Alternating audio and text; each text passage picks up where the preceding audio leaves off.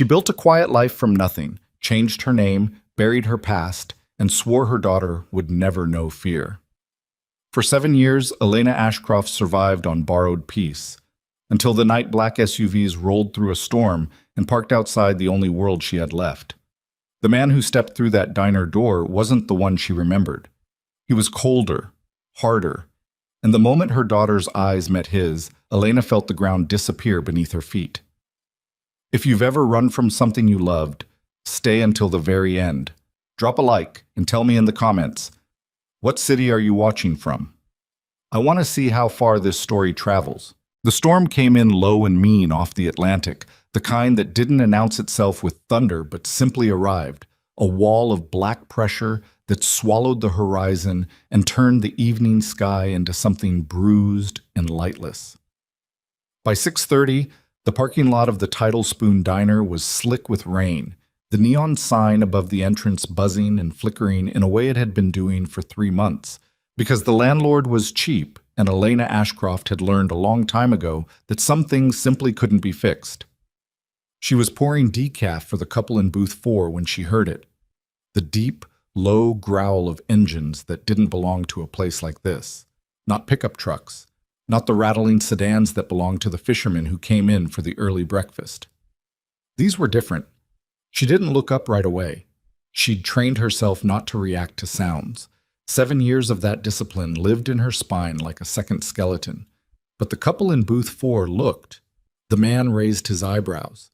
His wife turned toward the window and pressed her lips together. 3 black SUVs, parked in a row like a wall. Elena set the coffee pot down carefully. She breathed. The air inside the diner smelled like fried catfish and old wood and the coconut hand soap she kept next to the register, and she focused on those smells the way she'd focused on ordinary things 1,000 times before whenever panic tried to climb her throat. It's nothing, she told herself. Wrong address, bad weather, someone rich passing through. Then the diner door opened. He came in out of the rain without hurrying, no umbrella. Suit jacket darkened at the shoulders from the wet, hair pushed slightly back, face unreadable in a way that wasn't natural. It was practiced, carved. The 2 men who entered behind him stopped at the door and didn't move further, and that alone told her everything about the kind of person he was, because ordinary men didn't travel with bodies that acted like furniture. Elena didn't recognize him at first. That was the honest truth, and it would haunt her later. She didn't recognize him because the Damien she'd known had been 31 years old with laugh lines and a tendency to talk too much when he was nervous. The man standing in her diner was 38 and looked like something that had been through fire and come out the other side without the softness that fire usually burned away. It left only the harder things. The jaw, the stillness, the way his eyes moved across the room in a single practice sweep, the way a man moves his eyes when he spent years in rooms where threats hide in corners. She was halfway to the counter before those eyes found her. She felt it before she understood it. A drop in temperature that had nothing to do with the storm, a sensation at the back of her neck like a cold hand pressing flat against her skin. She stopped walking. Her brain hadn't caught up yet. Her body already knew. Damien Vale stood 6 feet away from her and did not move. For a long, terrible moment, neither of them breathed. The diner was small enough that she could hear the rain against the roof and the couple in booth 4 murmuring to each other, and the faint sound of Patsy working the grill in the back. All of it felt thin, distant, like sounds reaching her underwater. His expression did not change. She made herself look away first. "Sit anywhere you'd like," she said. Her voice came out steady. She had no idea how. He chose the counter. Of course he did. She gave him 30 seconds before she turned back. He was sitting on the second stool from the end, both hands resting on the counter with a deliberate looseness that struck her as deeply unnatural. He was pretending to be relaxed. He was terrible at it, or maybe he'd simply forgotten how. She set a laminated menu in front of him without meeting his eyes. "Special tonight is clam chowder and grilled snapper. Coffee?" "Please." His voice was lower than she remembered, quieter. She poured the coffee. Her hands did not shake. That was the thing about fear.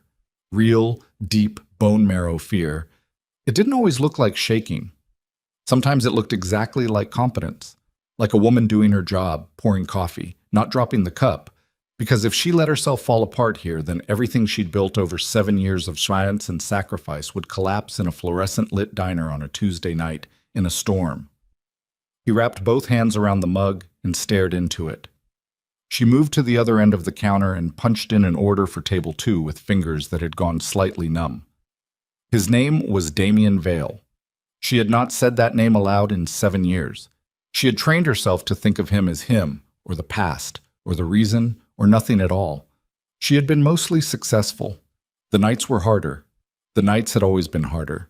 She had met him when she was 24 and working as a paralegal for a firm that did contract work for Vale Consolidated, which was the legitimate face of an organization that she hadn't understood the full shape of until 8 months into falling in love with the man who ran it.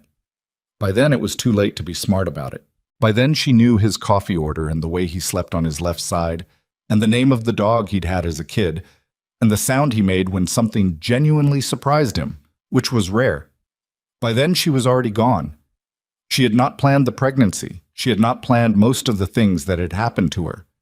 She had found out 6 weeks before she ran. The running had not been her idea either, not entirely. She pushed that thought down hard and went to check on booth 7. Bumped. Lila was in the back booth closest to the kitchen, the one Elena always put her in during evening shifts.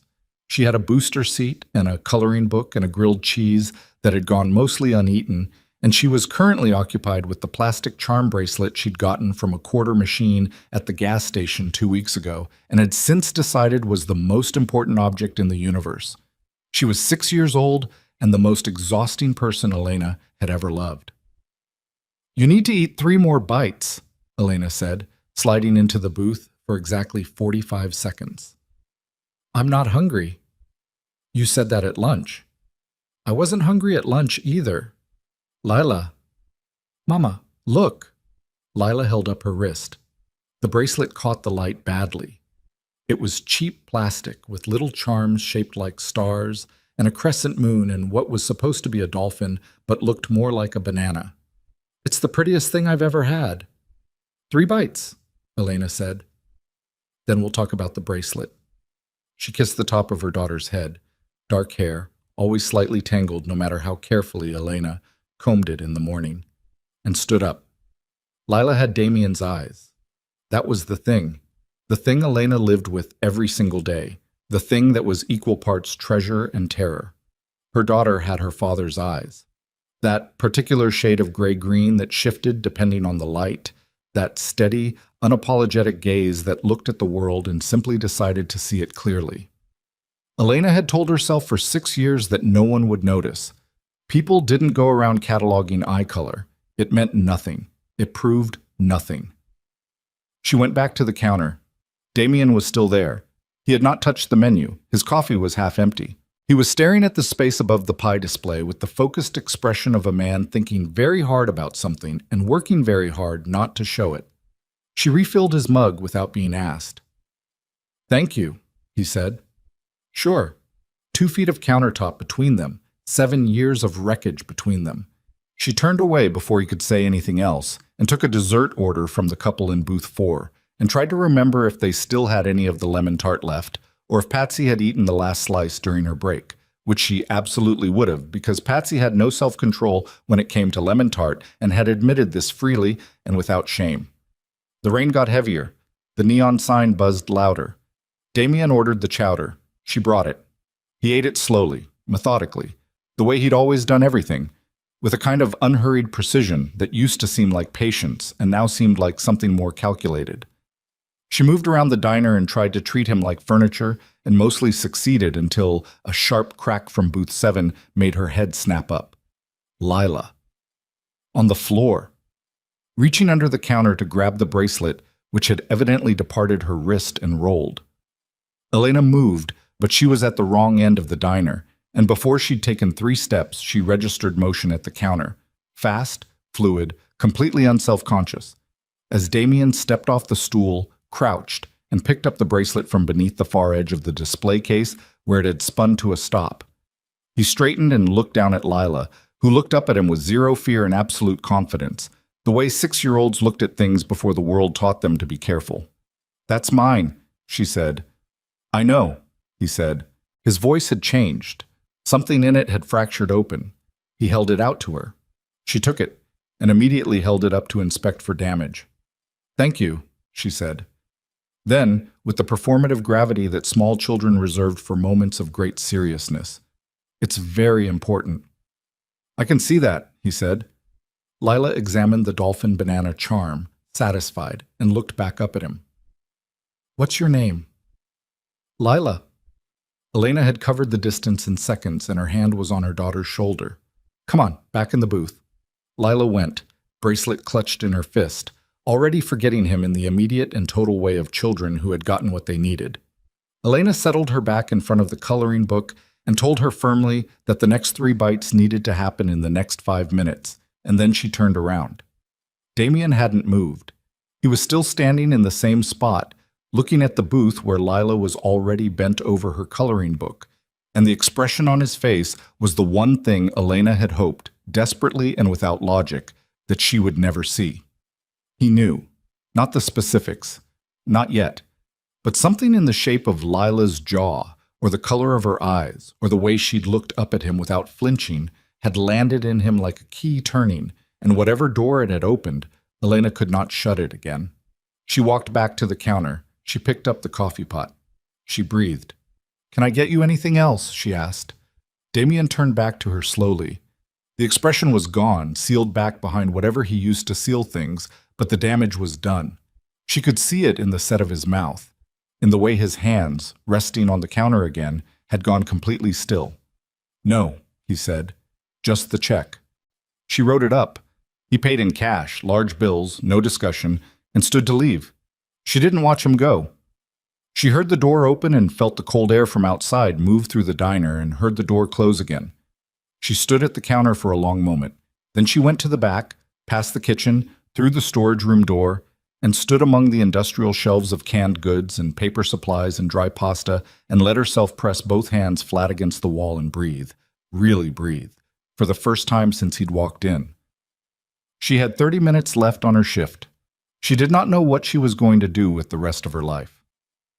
She rented the second floor of a narrow clapboard house 2 streets back from the water, 2 bedrooms, a kitchen that got good morning light, a bathroom with a clawfoot tub that was the only genuinely beautiful thing about the apartment and which Lila had claimed as her personal territory, conducting elaborate bath time rituals involving 3 rubber ducks and a waterproof book about undersea animals.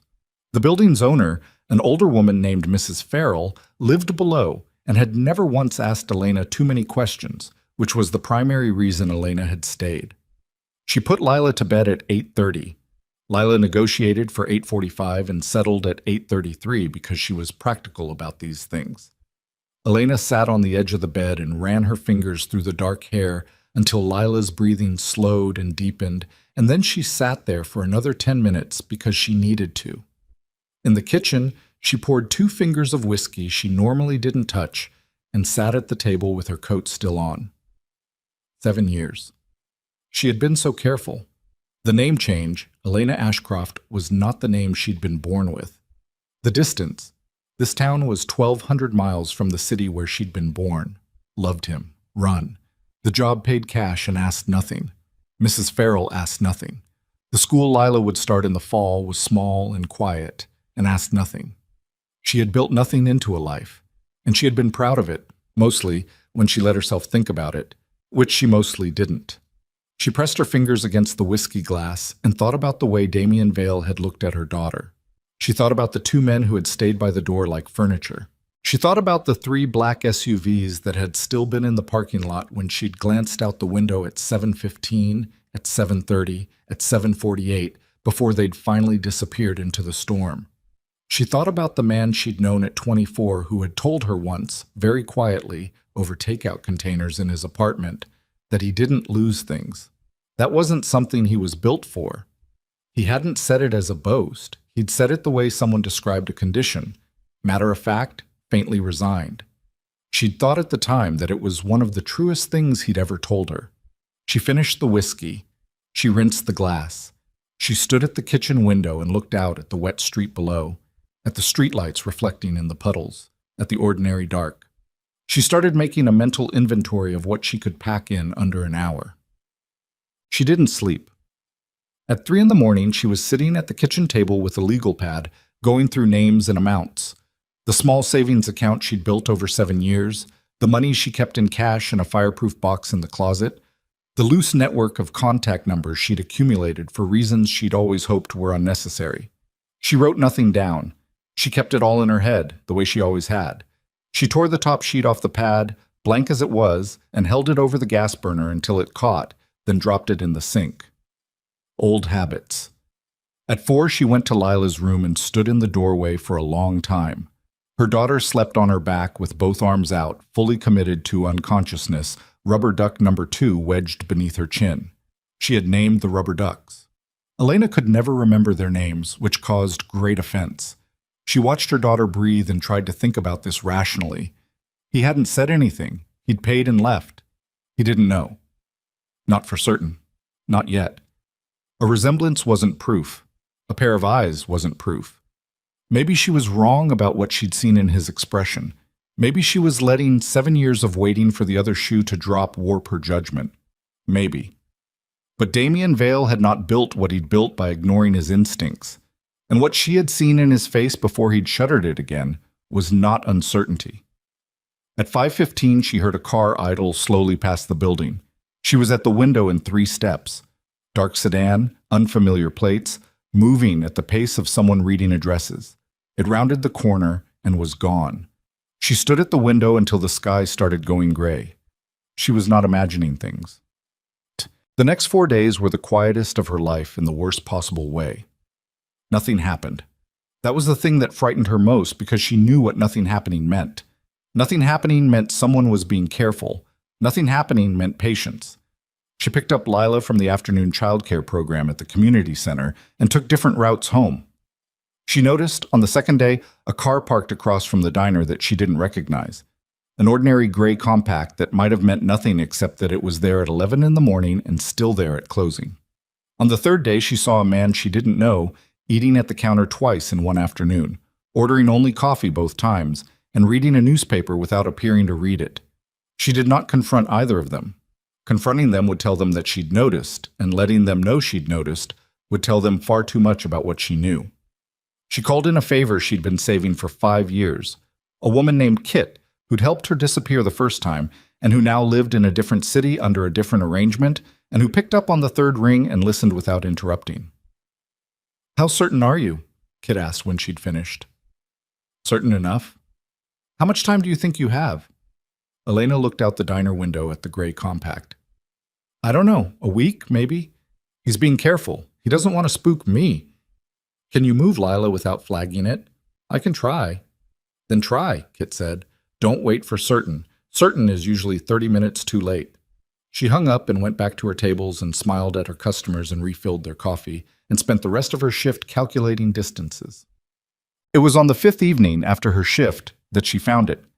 She was walking Lila home, the longer way, past the hardware store in the old fish market, adding 7 minutes to the route for no reason she could have articulated rationally, except that the direct route felt wrong, when Lila stumbled on an uneven piece of sidewalk and went down hard on both knees. No lasting damage, a lot of noise about it.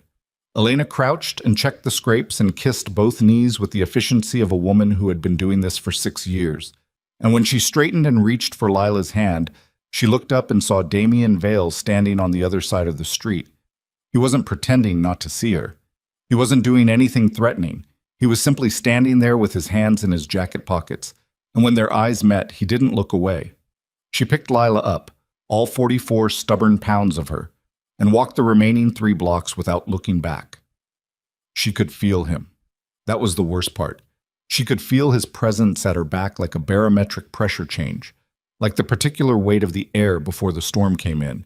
And she kept walking, kept her breathing even, kept her face from doing anything that would frighten her daughter. She put Lila to bed. She went to the closet and pulled out the fireproof box. She opened her laptop and bought 2 bus tickets under a name that wasn't hers and wasn't Lila's. She sat at the kitchen table with the box open in front of her and the tickets on the screen, and she told herself that this was the right move, the only move, The same move she'd made 7 years ago when she'd had 48 hours and a name to shed like a skin. She was still sitting there at midnight when her phone buzzed with an unknown number. She stared at it. It buzzed again. She picked up. Silence on the other end. Then, "Don't run." His voice was exactly as she remembered it. Quiet. Certain. The voice of someone who did not make requests. "Please." She didn't answer. "I'm not here to take anything from you," he said. "I just need—" A pause. Something moved in his voice that she hadn't expected, something that cost him. "I need to know." Her hand was tight around the phone. Outside the window, the streetlights were ringed with fog. "Damien," she said, and it was the first time she had said his name aloud in 7 years, and it felt like pressing on a bruise she'd forgotten was there. "You being here, this is not safe." "I know." "You don't know. You think you know. There's a difference." Another silence. When he spoke again, his voice had changed slightly, pulled tighter. "Elena, what are you afraid of?" She looked at the fireproof box. She looked at the bus tickets on the screen. She thought about telling him. She thought about the 7 years she'd spent not telling him. She thought about the man who had come to her 4 weeks before she disappeared and told her very quietly and very specifically what would happen to her and to the child she was carrying if she stayed inside Damien Vale's world. She thought about the fact that that man had still been inside Damien Vale's world when she left. "You need to leave this town," she said, "tonight, and you need to not look for us again. That's not something I can do." "Then I can't help you." She hung up. She sat very still for 30 seconds. Then she closed the laptop, closed the box, and went to stand in Lila's doorway again, because that was the thing she did when the weight became too much. She stood and watched her daughter breathe and let that be enough reason for everything. Lila was asleep, both arms out, rubber duck number 2 in its customary position. She was still standing there when she heard something outside. Not the street, not the building, something closer.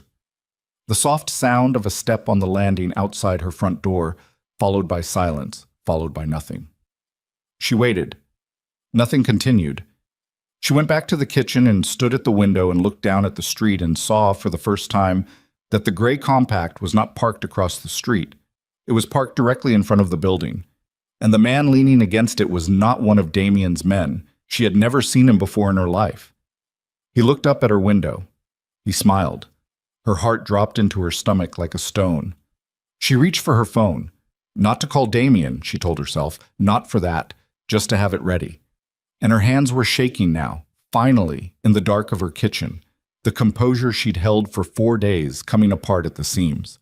Because the man on the street below wasn't watching her the way Damien's people had been watching her. There was no caution in it, no patience, no pretending. He was watching her the way something watches you when it's already decided what it's going to do. She didn't call the police. That had been her first instinct, and she'd killed it in under 3 seconds, because police meant questions. Questions meant records. Records meant names. And names were the one thing she had spent 7 years making sure did not exist in any official database attached to this address, this town, this version of herself. She stepped back from the window. The man on the street hadn't moved. He was still leaning against the gray compact with his arms crossed and his face tilted up toward her kitchen window with that smile that had no warmth in it, the kind of smile that was really just a message. And the message was, "I see you. I know exactly where you are. And I'm not hiding." Elena turned away from the window and moved through the apartment in the dark, not turning on any lights, using the layout she knew from 2 years of living in it. The step up into the hallway, the loose floorboard outside Lila's door, the bathroom door frame that sat 2 inches lower than it should. She pressed her back against the wall beside the front door and listened. The landing outside was quiet. She thought about the sound she'd heard earlier, that single soft footstep. She thought about whether it had been real or whether 4 days of surveillance paranoia had finally cracked her judgment. She stood in the dark and breathed through her nose and decided it had been real. Her phone was in her hand. She had Damien's number now. It had come in on the unknown call and she had memorized it without deciding to, the same way she'd memorized exit routes in every building she'd lived in since she was 25. She stared at the number and felt something she deeply resented feeling, which was the specific and humiliating sensation of needing someone she had spent 7 years refusing to need. She called him. He picked up before the second ring. "There's a man outside my building," she said. Her voice was flat and low. "Street level, gray compact. He was watching my window. He's not yours." A pause that lasted exactly 1 second. "Are you sure he's not mine?" "I'm sure." Another pause, shorter. "Is your door locked?" "Yes." "Don't open it. Don't turn on lights. I'm 4 minutes away." He'd already ended the call before she could respond, before she could tell him that she hadn't asked him to come, before she could explain that calling him had been a tactical decision and not anything else. She stood in the dark and waited and tried to make that true. He was there in 3.5 minutes.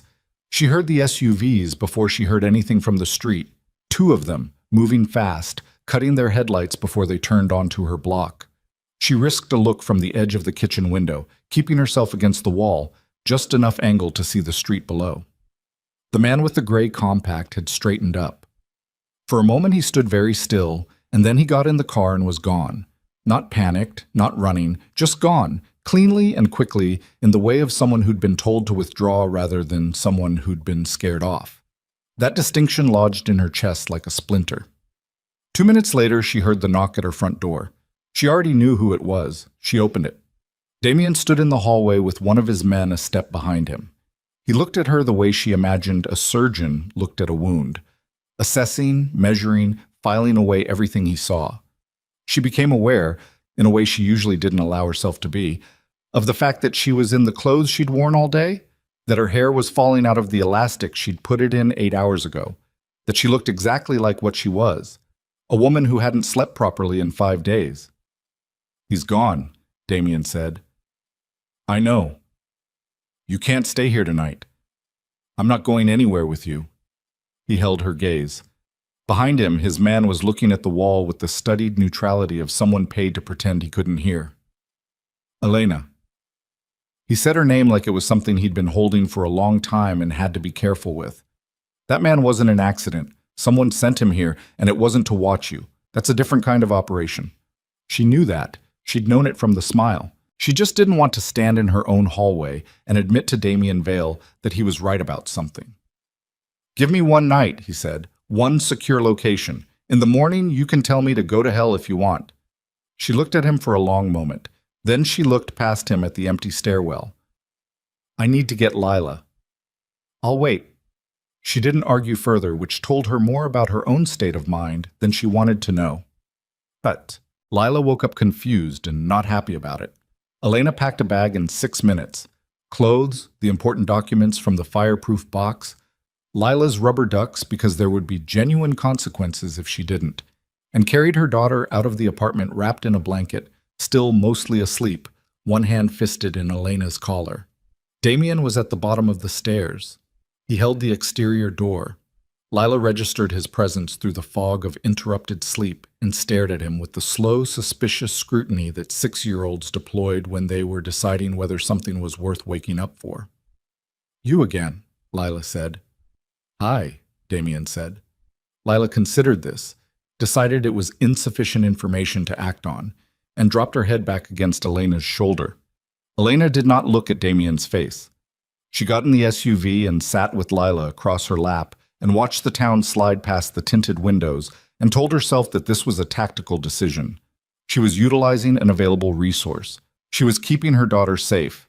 It had nothing to do with the fact that she'd felt for 4 days like she was standing on a frozen lake listening to the ice develop hairline fractures, and that the specific weight of being completely alone with that sound had been getting very hard to carry.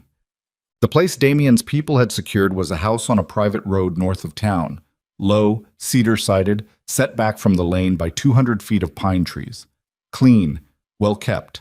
Nobody's primary residence. He told her none of that information, but she was able to deduce most of it from the way the house smelled.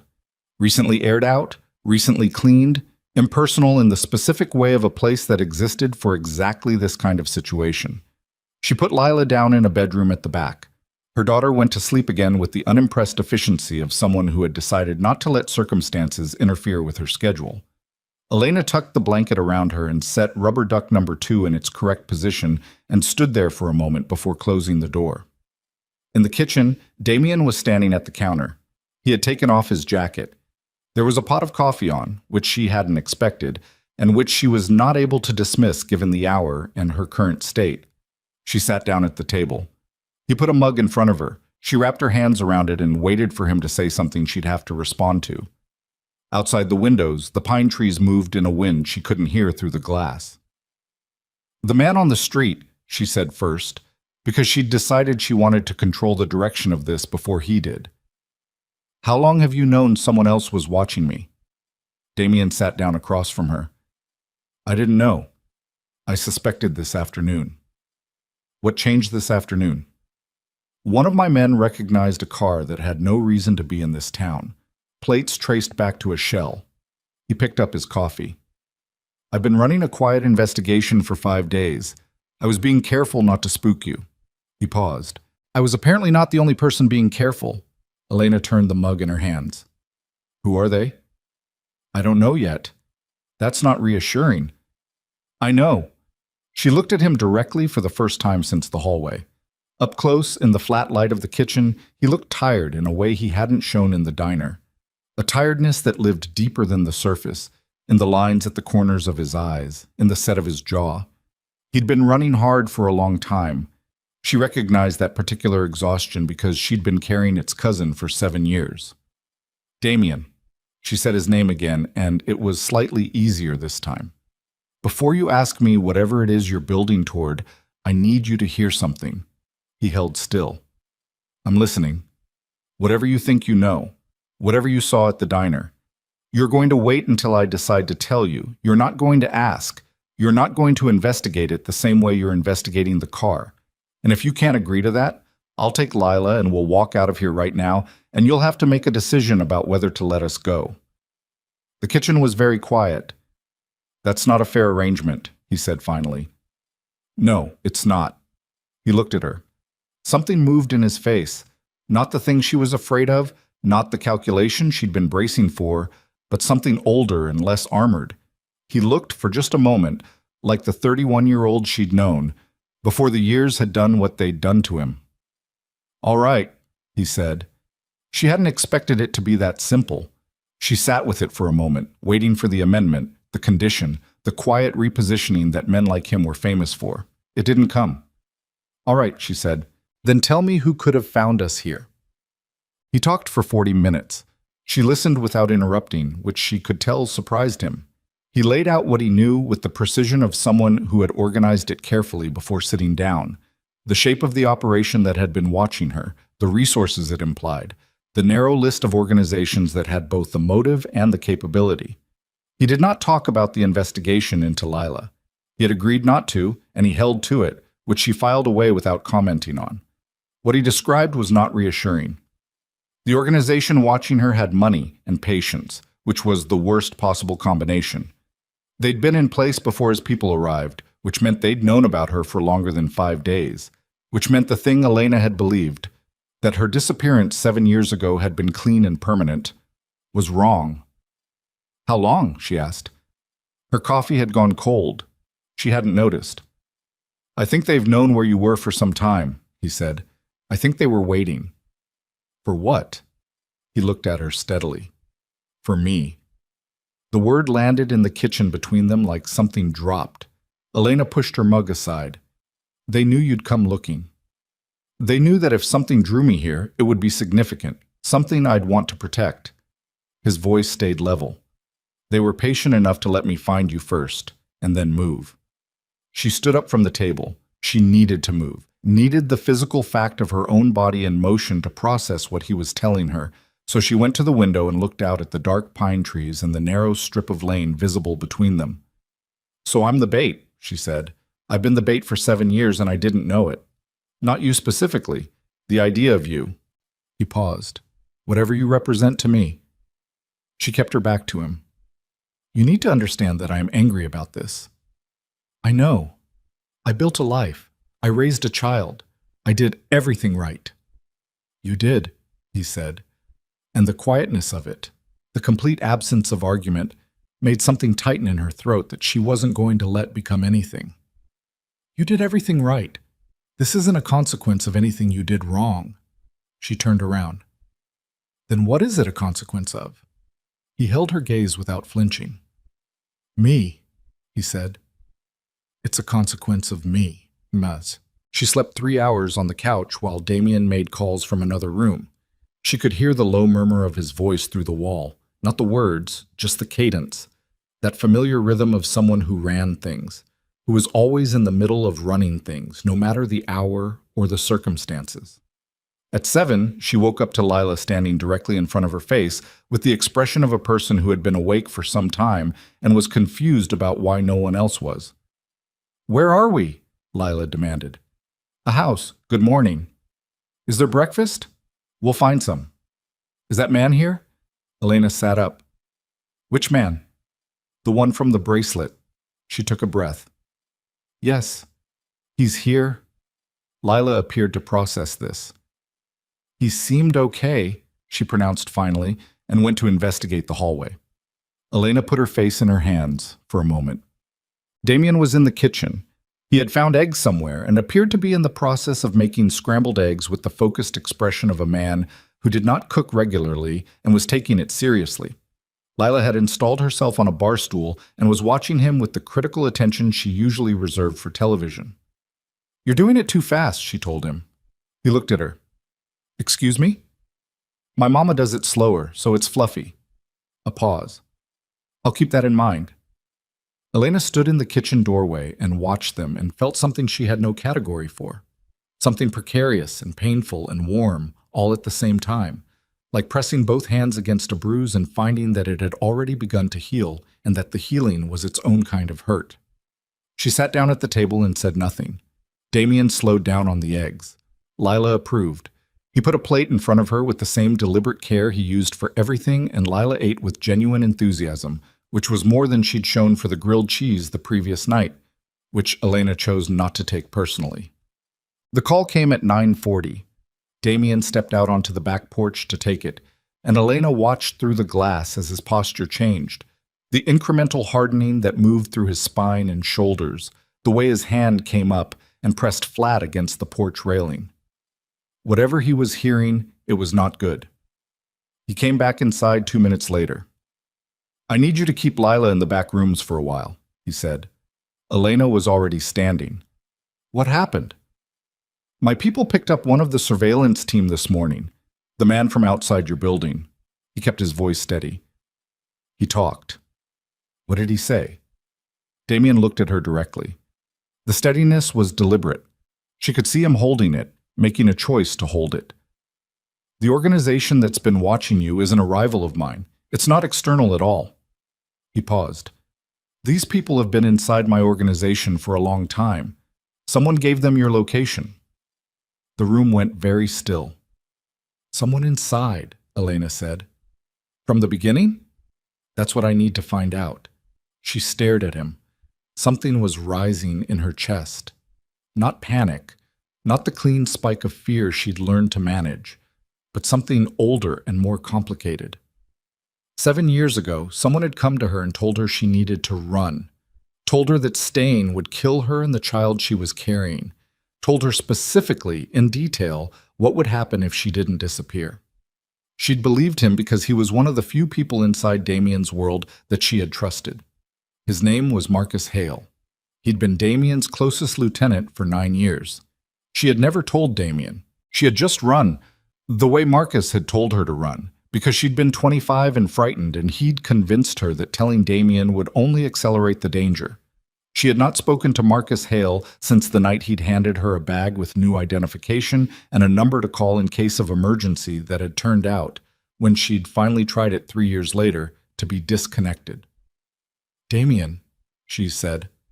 Her voice came out strange, pressed flat by the pressure of what she was realizing. "What is your investigation? The one into who's been watching me. What names has it turned up?" He looked at her carefully. "Why?"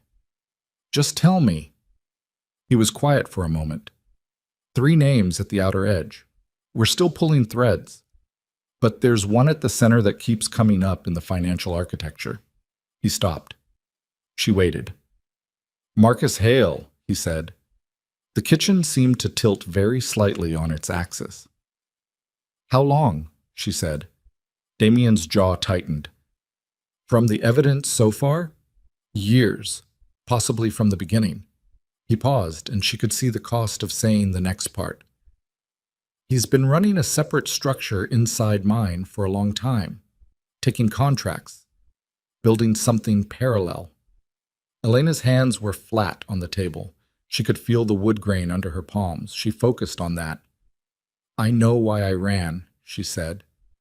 His attention sharpened. What? 7 years ago, the reason I left. She looked at him. It was Marcus. The silence that followed was absolute. Even the pine trees outside had stopped moving. Damien's face went through something she couldn't fully track. Not anger, not yet. Something prior to anger. Something that looked almost like grief before it hardened into the thing that came after grief. He came to me, she said. He told me that staying would get me killed, that there were people in your world who would use me against you, and that you wouldn't be able to protect me because you wouldn't see it coming from the direction it was coming from. She breathed. He was very specific, very convincing. Damien had not moved. He gave me a bag, she said. Documents, money. He told me not to tell you, that telling you would accelerate the timeline. She paused. I believed him. I was frightened, and I believed him because he'd never given me any reason not to. She watched the thing in Damien's face complete its transformation. The grief was gone. What remained was very quiet and very dangerous in a way she remembered from a long time ago, the way a specific kind of stillness was more frightening than movement. He sent you away, Damien said. His voice was completely flat. Yes. And then he watched where you went. She hadn't connected all of it until this moment. She connected it now. The man who'd frightened her into running was the same man who'd built a surveillance structure around where she'd run to, who had watched her build a life and waited, who had known, apparently, that Damien would eventually find his way here, and who had positioned people accordingly. Marcus Hale had not been trying to protect her. Marcus Hale had been building a weapon. She was it. Lila was it. Damien was across the kitchen before she registered him moving, not toward her, past her, going for his phone. She caught his arm. Stop, she said. He looked at where her hand was on his arm and then at her face. Listen to me, she said, before you move on anything. Whatever you're planning to do in the next 30 minutes, stop and think about what he's expecting you to do. His jaw was tight enough that she could see the muscle working. He's inside my organization. He has access to everything, she said, which means the moment you move, he'll know. He's been watching you the same way he's been watching me. She held his gaze. He wants you angry. He wants you to react. That's what all of this has been building toward. Damien looked at her for a long, suspended moment. She released his arm. He put the phone down on the counter. All right, he said low. Then tell me what you think he's expecting. He's expecting you to come at him directly. He's been preparing for it. She thought about the man on the street with the smile that was really a message. He showed himself last night on purpose. He wanted to force a confrontation on his timeline, not yours. Why now? Because you're here, she said. Because you found us. He was waiting for the moment you confirmed whatever it is he suspected or knew about Lila. She stopped herself. But it was too late, and they both felt it. Damien's eyes met hers, and he didn't ask, just as he'd promised, just as he was still holding to despite everything she'd just handed him. He wanted to make sure you had something to lose, she said instead. And now he knows you do. Outside the front of the house, one of Damien's men knocked once on the door. Their signal, she understood from context, for an update that needed to be communicated in person. Damien looked at the door. He looked back at her. Something in the space between them had shifted irrevocably.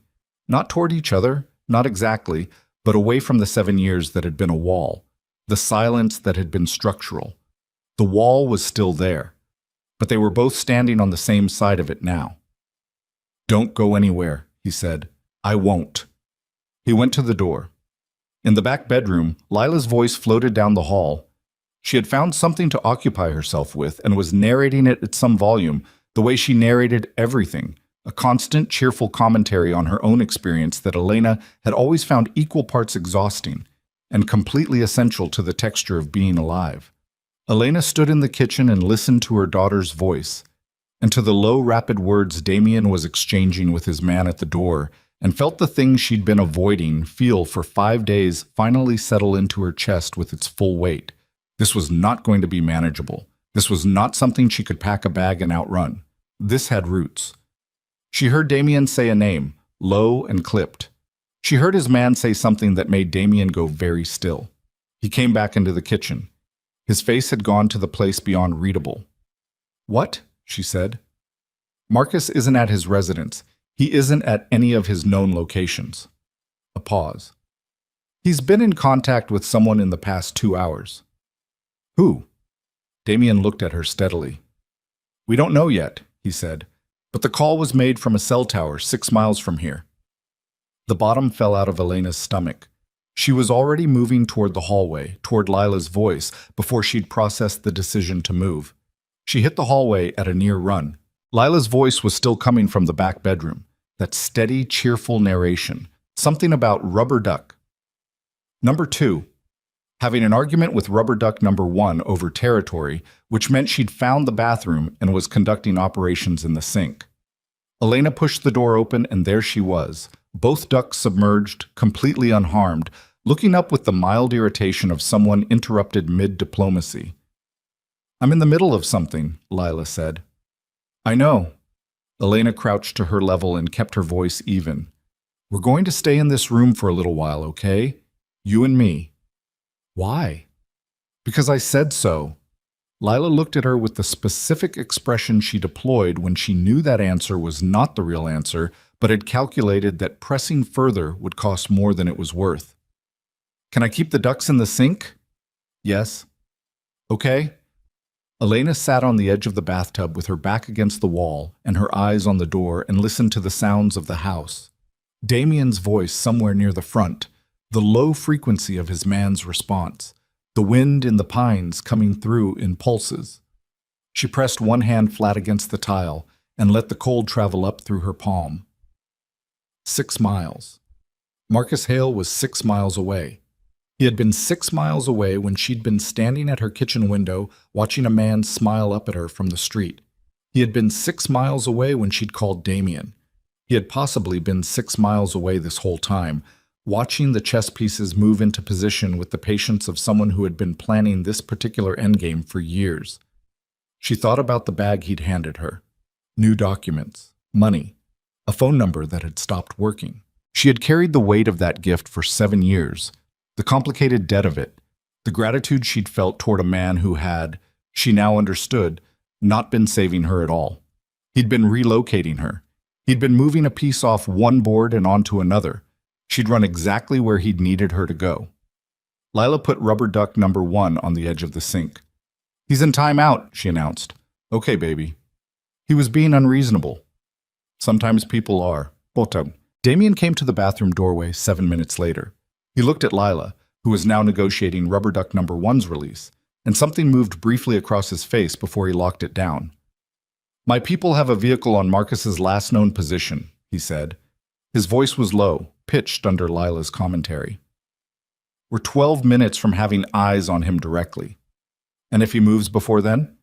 He'll be followed." Elena stood up from the bathtub's edge. She crossed the small bathroom until she was close enough to speak without Lila hearing. "He knew we'd run trace on his call. He made that call intentionally. He wanted you to know how close he was." Damien held her gaze. "I know. He's pushing the timeline. Something changed." "Yes." "What?" He was quiet for a moment. When he spoke, his voice had dropped further into the register she recognized as the one he used when he was saying something that cost him. "The financial structure we've been mapping. The parallel operation he built inside mine." A pause. "It's been liquidating for the past 48 hours. He's been moving money since 2 days ago." Elena processed that.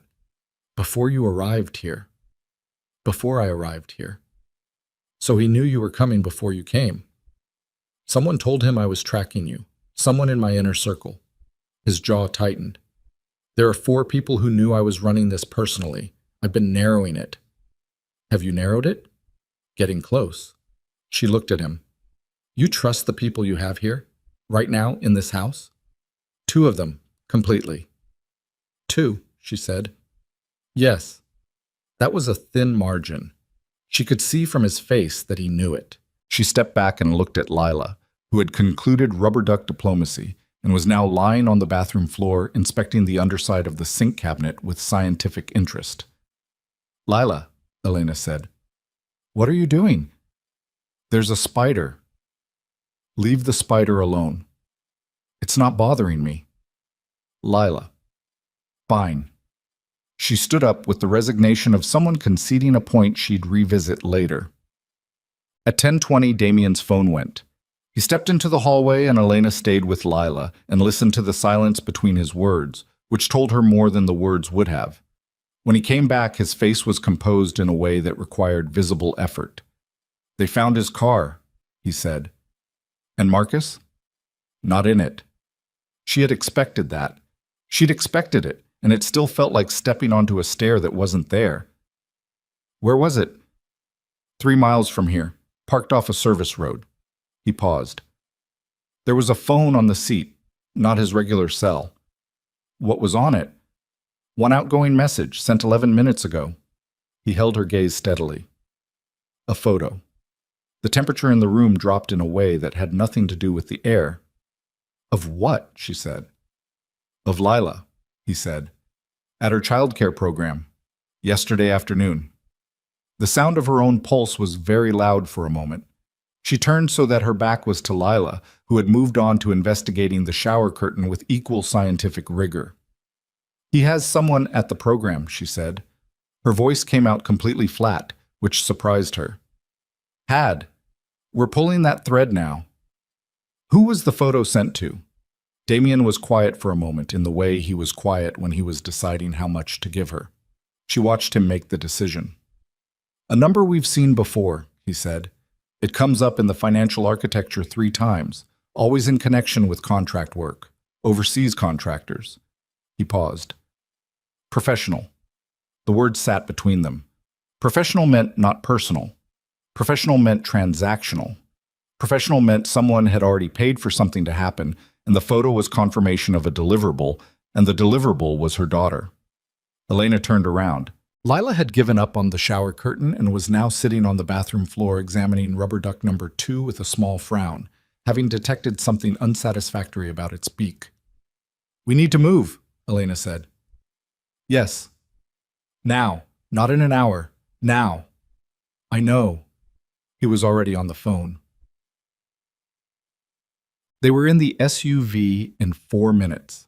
Lila had been picked up mid-sentence and handed her ducks and told they were going on a drive, which she accepted with the same pragmatic flexibility she applied to most of Elena's decisions, reserving her judgment for the ones that involved food or bedtime. Damien sat in the front. Elena and Lila were in the back. The second SUV followed. They moved north on the service road, away from town, away from the Cedar House, into the broader anonymity of the highway. Lila fell asleep in 12 minutes, her head against Elena's arm, the ducks clutched one in each hand. Elena kept her eyes on the road. Tell me what you know about the contractors, she said, low. Damien half-turned in the front seat. Eastern European network. They've been operating in this region for 2 years. Mostly corporate work. Industrial espionage, targeted pressure. Occasionally something harder. He paused. Marcus has used them twice before that we know of. Both times the objectives were achieved cleanly. What were the objectives? The first was a man who'd been talking to federal investigators. The second was a witness in a civil case connected to one of Marcus's side operations. She looked at the road. He's done this before. Used your infrastructure to run contract work. Apparently for years. And no one saw it. He was very careful. A pause. And very trusted. She heard what that cost him in the flatness of the last word.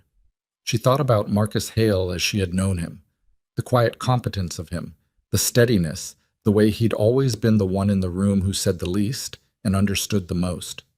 She'd trusted him because Damien trusted him. She'd trusted him because he'd seemed like a man who operated on principle, even in a world that largely didn't. She'd trusted him because he'd sat across from her at a kitchen table when she was 25 and frightened, and he'd told her with absolute conviction that the only way to protect the child she was carrying was to disappear. He'd been right about that. He just hadn't been protecting her.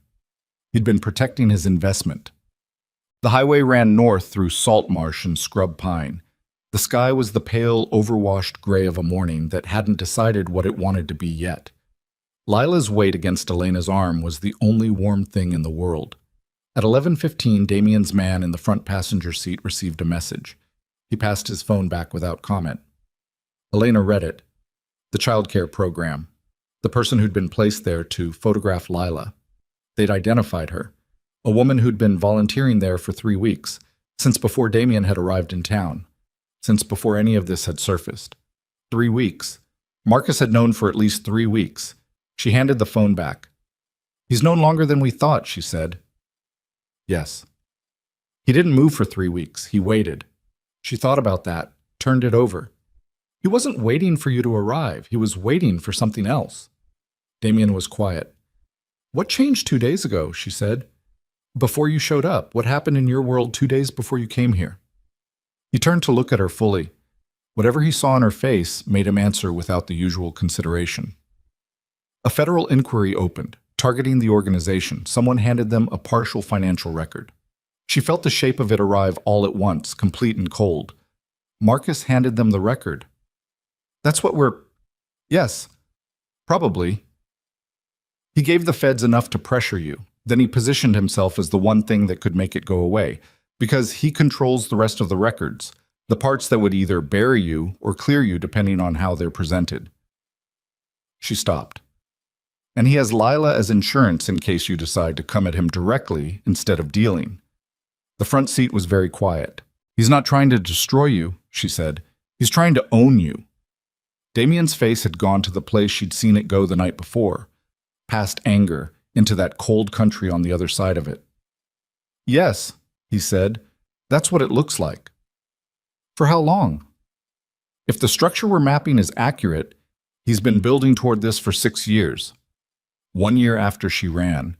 1 year after Marcus had handed her a bag and sent her north and watched where she landed. She pressed her back against the seat and looked at the pale sky through the window and felt something that was not quite clarity but was adjacent to it. The specific sensation of understanding something completely for the first time after years of knowing it partially and wrong. "He told me," she said, "that night, when he gave me the documents. He told me there were people inside who would use me against you. People you couldn't see coming." She paused. "He was describing himself." "Yes." "He told me the truth. He just told it in a way that pointed me at shadows while he was standing right in front of me." "That's how he works," Damien said. "That's always been how he works. I just didn't—" He stopped, started again. "I didn't see it. I had every tool, every resource, and I didn't see it." She looked at his profile. He was staring at the road ahead, jaw set, and she could see the thing he was doing. The internal accounting, the itemized list of every moment he should have caught it and didn't. She knew what that felt like. She'd been doing her own version of it for 20 minutes. "Stop," she said. He glanced back. "Don't do that right now. You can do that later. Right now I need you thinking forward." A beat. He nodded once, short. He did. They stopped at a roadside motel 40 miles north, the kind of place with exterior doors and a front desk staffed by a man who asked no questions because the model of his business depended on no one asking questions in either direction. Damien's man paid cash. They took 2 adjoining rooms. Elena put Lila on one of the beds with the television on low, a nature documentary about sea otters that Lila approved of immediately and set about watching with critical attention. In the adjoining room, Damien had set up what passed for a command center, 2 laptops, a secure phone, and his 2 men working in the focused silence of people who understood that the situation had moved past the point of normal operating procedure. She stood in the doorway between the rooms where she could see Lila and hear Damien simultaneously. "The contractors," she said, Do we know where they're staged? Working on it. Marcus won't use them until he has to. He'll try to negotiate first. He'll want to talk to you directly. I know. He'll reach out soon, if he hasn't already. As if the statement had a trigger, Damien's secure phone lit up. He looked at the screen. He looked at Elena. She crossed the room and stood beside him and looked at the screen.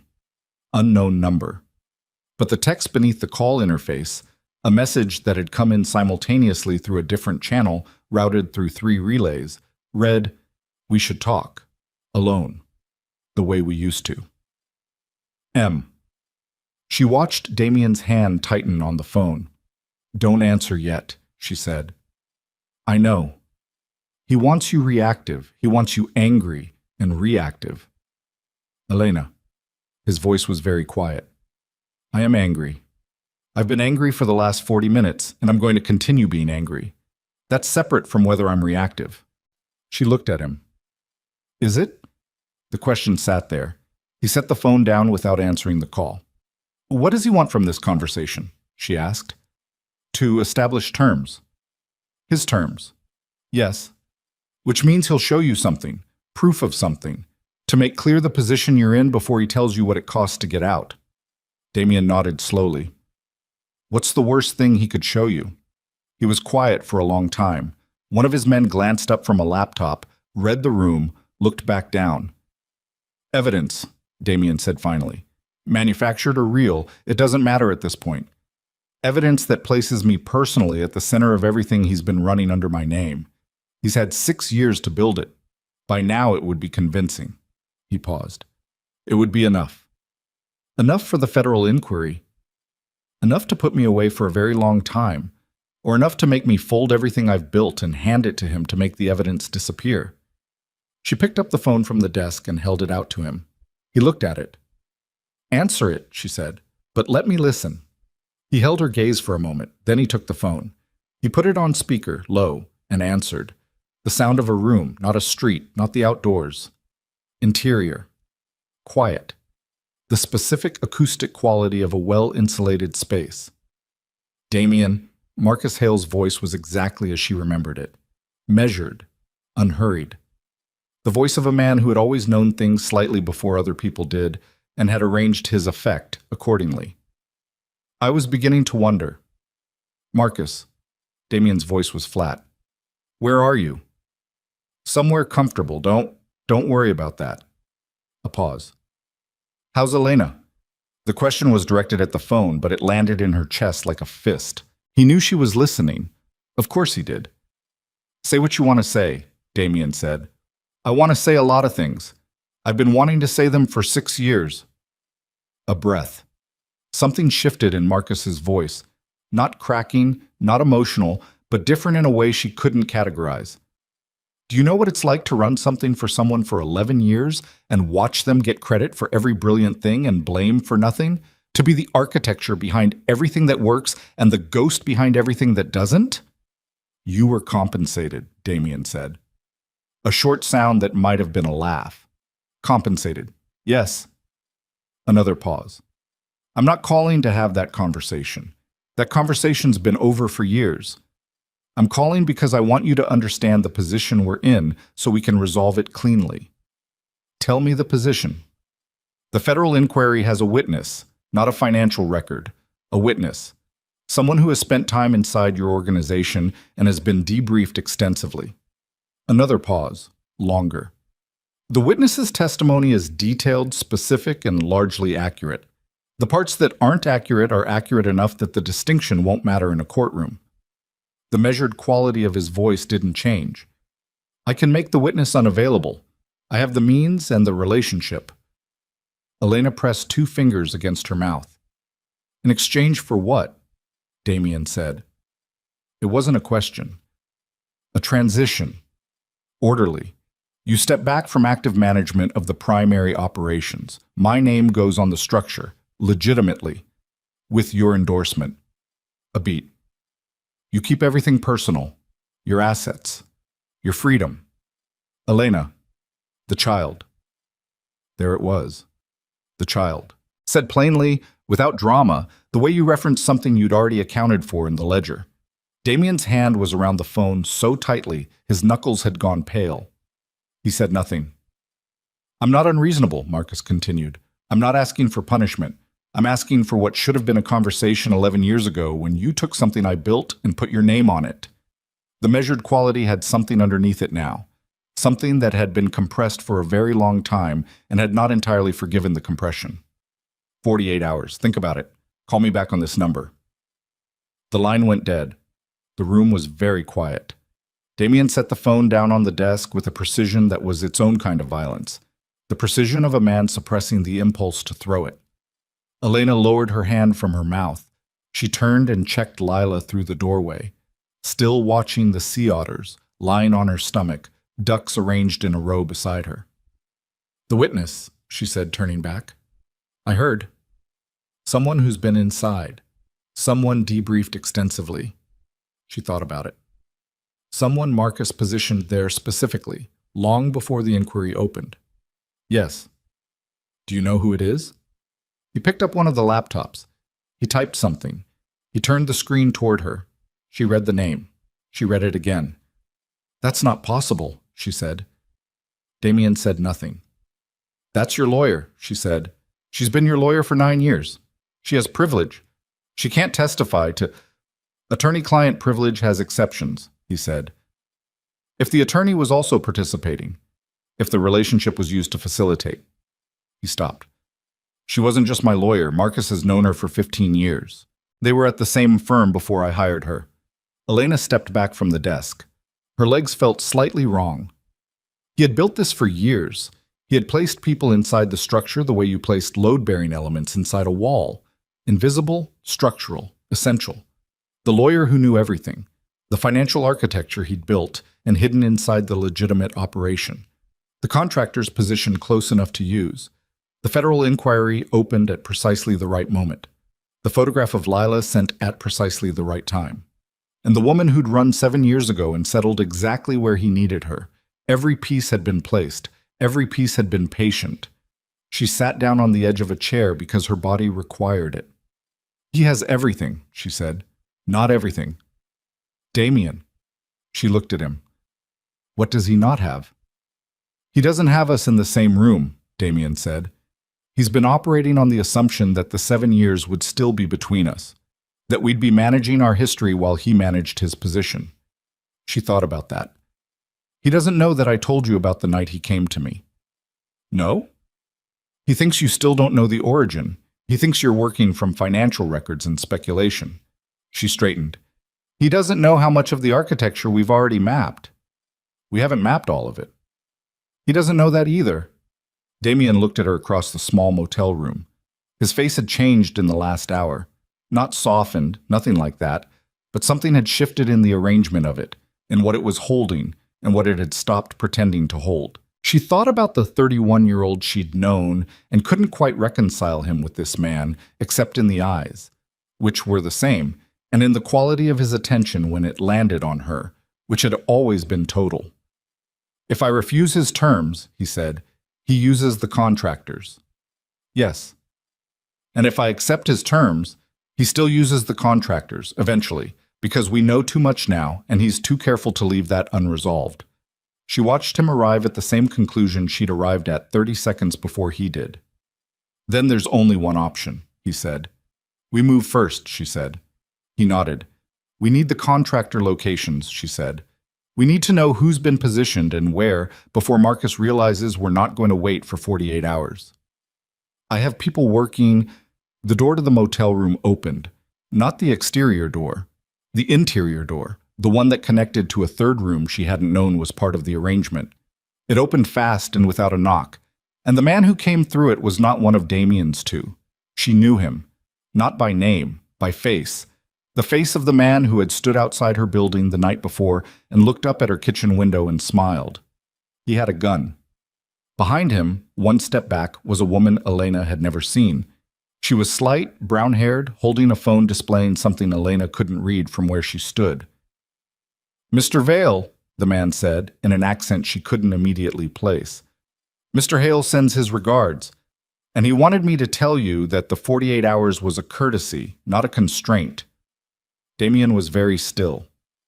Elena looked at the doorway to the adjoining room. Lila was still on the bed, still watching her sea otters, back to the door, unaware. The man with the gun followed her gaze to the doorway. He smiled again. It was the same smile as the night before, and it meant the same thing, and Elena felt something happen inside her that she had no name for, something that burned out the fear and the calculation and the 7 years of careful survival and left behind something much simpler and much more dangerous, something that had been waiting a long time to be the only thing left in the room. She looked at the gun. She looked at the man holding it. She had spent 7 years keeping herself and her daughter alive through caution and patience and the practiced art of not being found. She was done with that now. She took one step toward the man with the gun, and Damien said her name like a warning, and she didn't stop. The man didn't expect her to move toward him. That was the only reason it worked. Elena closed the distance in 2 steps, not running, not telegraphing, just moving with the flat, committed momentum of someone who had already processed the cost and decided to pay it, and got both hands on his gun arm before he'd finished recalibrating from the surprise of it. She didn't try to take the weapon. She'd never held a gun in her life, and this wasn't the moment to learn. She just drove his arm up and sideways, hard, using her shoulder as a lever, and the gun went off into the ceiling with a crack that filled the small room completely, plaster dust raining down, Lila's voice from the next room rising in a single sharp note of alarm. Everything happened in the next 4 seconds simultaneously. Damien moved. He came off the wall with the contained explosive efficiency of someone who had been waiting for exactly this half-second of disruption. No wasted motion, no hesitation, and hit the man with Elena's hand still on his arm, a collision that drove all 3 of them sideways into the wall. The woman in the doorway raised her phone, then changed her mind and went for something at her waist instead, and one of Damien's men, the one who'd been sitting with the laptop, was already across the room. And there was a second impact, a struggle Elena could only track in her peripheral vision because the man she was holding was trying to bring his elbow back into her face. She let go and stepped away. Damien had him. It wasn't pretty, and it wasn't fast, but it was definitive. The man's gun was on the floor and Damien's knee was in his back, and the man's face was against the carpet with his arm at an angle that made Elena's teeth hurt just to look at. The woman in the doorway had been restrained. She was against the wall, her phone on the floor, Damien's second man's forearm across her shoulders, her expression not frightened but assessing, calculating, even now, the way someone calculated when they were gathering information for a debrief they planned to live long enough to give. The room smelled like gunpowder and drywall. Elena went through the connecting door. Lila was off the bed and pressed against the far wall, both ducks held against her chest, eyes very wide. She wasn't crying. She was terrified, but she was not crying, and Elena crossed the room and got down on her knees and wrapped both arms around her daughter and held on. "It was loud," Lila said into her shoulder. "I know." "What was that?" "It's okay. It's done." "Was that It's done, baby. It's done." She held her there for 30 seconds. Lila's heart was hammering. She could feel it through the layers of clothing, that small, rapid beat, and she pressed her hand flat against her daughter's back and breathed slowly and deliberately, the way she'd done 1,000 times to regulate both of them, until she felt Lila's breathing begin to sync with hers. "You're okay," Elena said. "I've got you." Damien appeared in the doorway. He looked at them. Something crossed his face and was gone. "We need to move in the next 5 minutes. They'll have been tracking this room." Elena looked at him over Lila's head. "She's not ready." "I know, we move anyway."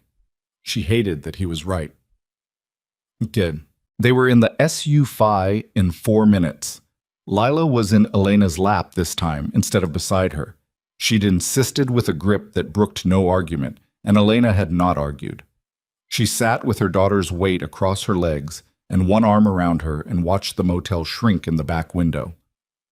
The man from the room was in the second vehicle, restrained. The woman had given Damien's man a single piece of information before closing down completely. A location, 2 words, spoken with the blank affect of someone who had decided that particular piece of information was already compromised and therefore cost her nothing. Elena had caught the words through the doorway. Meridian Docks. She'd never heard of them. Damien was on his phone in the front seat, low and rapid. His left hand gripped the headrest, and she could see the tension in it. The knuckles, the set of his forearm. He was running 6 conversations simultaneously in his head. She knew that, distributing the situation across resources she didn't have visibility into, making decisions about people and positions she'd never know the details of. This was what he actually was. Not the man who'd sat at the counter of her diner with both hands around a coffee mug and a careful expression. This was the underneath. Lila had gone very still and quiet in her lap. Not asleep, not calm, just conserving. She did that sometimes when things were too big to process. She simply went inward and waited until the world became manageable again. Elena kissed the top of her head and said nothing. "Meridian Docks," Damien said, from the front, ending one call and moving to the next. "Industrial port facility, decommissioned, private purchase 3 years ago through a shell connected to Marcus's parallel structure. He owns it," Elena said. "He's been using it as a staging ground. My people found shipping manifests in the financial records. The facility has been active on and off for 18 months. He half turned. "It's where the contractors are staged. It's the operational center." "And Marcus?" "Unknown. But if he's planning to move today, if the 48 hours was theater, then he'll be there or close to it." He paused. "The federal witness. She's been moved in the last hour, away from federal protective custody and into an independent location." Another pause. "Meridian Docks is the most likely secondary location. Everything at one address." Elena turned that over. It was either very efficient or a trap or both, and with Marcus the answer was probably both. "He knows we'll go there," she said. "Yes. He wants us there." "He wants me there," Damien said, "on his ground, on his timeline, after he's demonstrated that he can reach us anywhere." He looked at her steadily. "He's been waiting 6 years to have this conversation. He wants to have it on his terms." "Then we change the terms." He held her gaze for a moment. "Working on it." Chats. They stopped again, 20 miles further north, at a property that belonged to someone Elena was not introduced to. A man who opened a barn door without being asked and disappeared back into his farmhouse without making eye contact. Inside the barn were 2 more vehicles, a cot, and a table with equipment that Damien's man immediately began interfacing with. Lila was set up on the cot with a blanket, and the Sea Otter documentary resumed on a tablet that materialized from somewhere, and Elena's daughter looked at the tablet, looked at Elena, and accepted this new development with the pragmatism of someone who had decided that the world made more sense if you didn't ask too many questions about the logistics. "I want crackers," she said. "I'll find some," Elena said. She found crackers. She brought them back and sat on the edge of the cot while Lila ate them and watched sea otters. And she stayed there until she was certain Lila had moved from the acute edge of fright back to the lower-grade adaptable uncertainty that was her daughter's natural operating mode. Then she stood up and went to the table. Damien was looking at a map of the docks facility. He had a pen in his hand that he was turning over and over without using. His 2 men were on separate phones. She looked at the map. The facility was large. A decommissioned commercial port with 3 main warehouse structures, a network of connecting service roads, and direct water access via 2 deep channel berths. Old infrastructure, plenty of cover, plenty of angles, the kind of space that rewarded whoever knew it better. "How many contractors on site?" she asked. "Our best estimate is 7 to 12. We can't be precise." "And your people?" 9, plus the 2 here." He paused. "Enough, if we're fast and if Marcus hasn't reinforced overnight." "You think he has?" "I think Marcus has been careful for 6 years. Reinforcing his position when threatened is consistent with being careful." She studied the map, the water access. "Can you come in from the channel side?" He looked at her. "You've been thinking about this." "I've had an hour." "Yes, we can come in from the channel. It splits his attention and it bypasses the road approaches, which he'll have covered." "Then that's how you go." "Elena, I'm going with you." The silence that followed had a specific texture to it. "That's not," he started.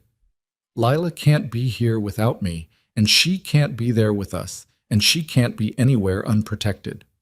She held his gaze. "You need the people you have for the facility. I'm not taking your people and leaving my daughter somewhere with a number I can call if something goes wrong. I'm either there or I'm somewhere safe with her, and you just told me there is no somewhere safe."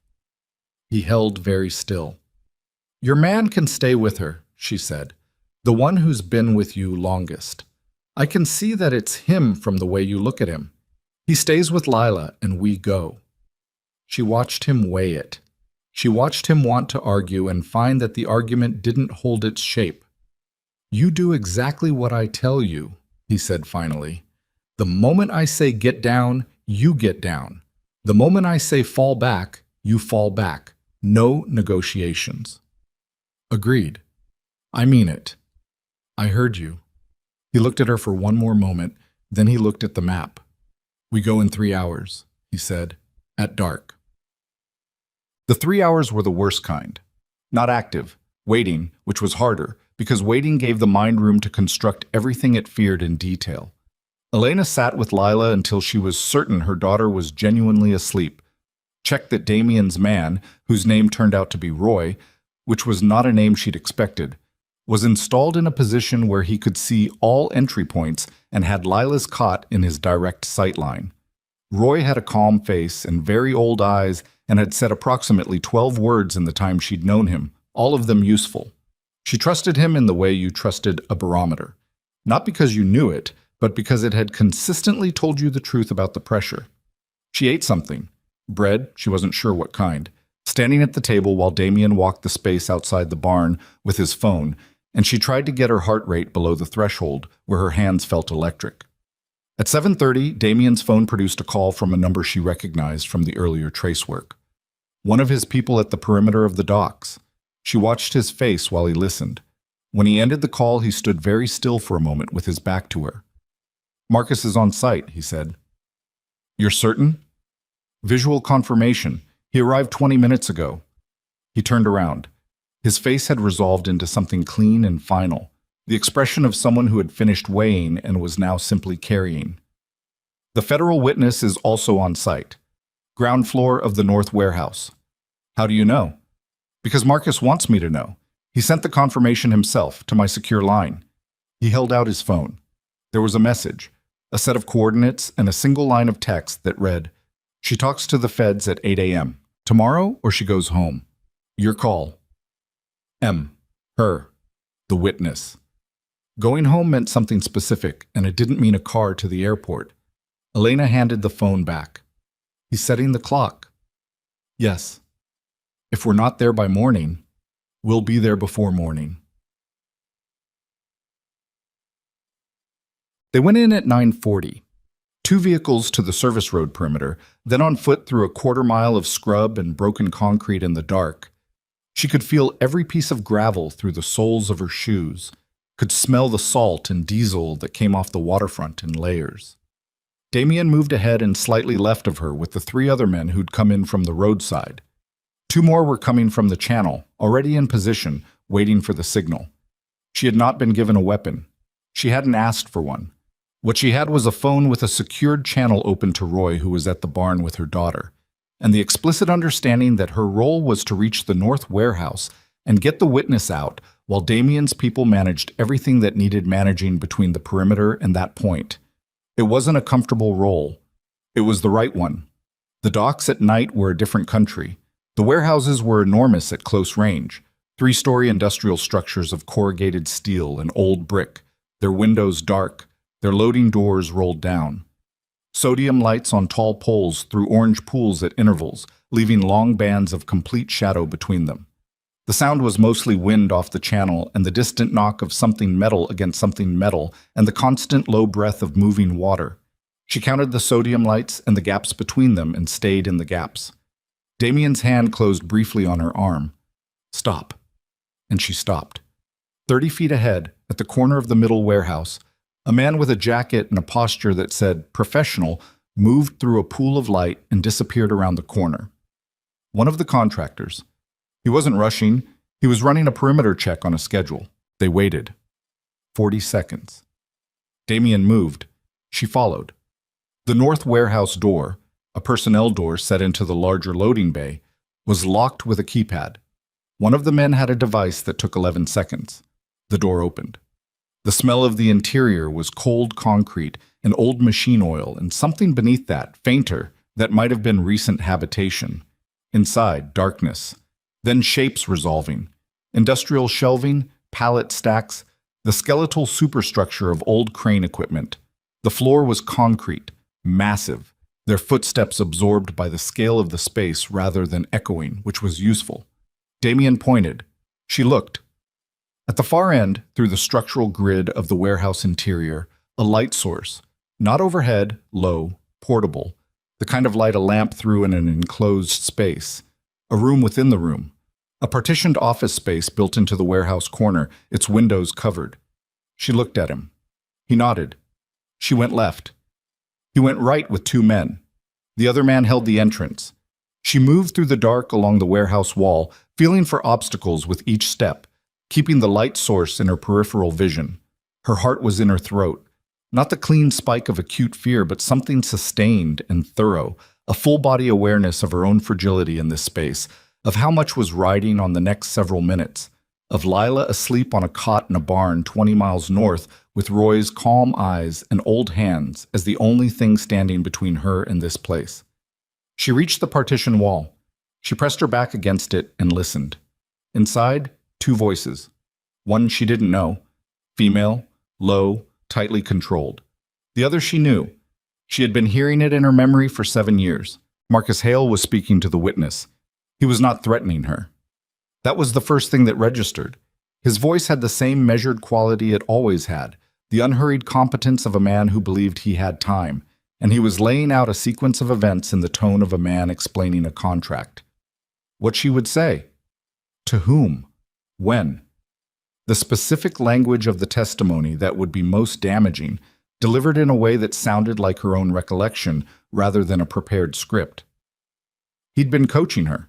For how long, Elena didn't know. Long enough that the witness's responses carried no argument, only clarifying questions about sequence and wording.